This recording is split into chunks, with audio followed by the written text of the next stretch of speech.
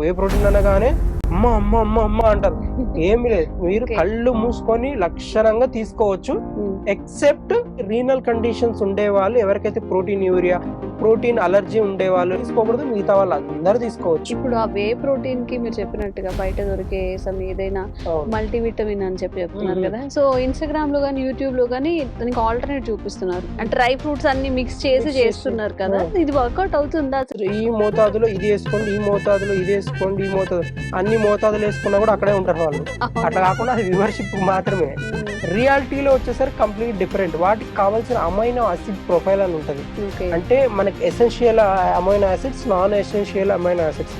బొంగు దాంట్లో ఉండదు. నేను ఏమంటున్నా, విచ్ ఇస్ హెల్ప్ఫుల్, అంటే చాలా మంచిది హెల్త్.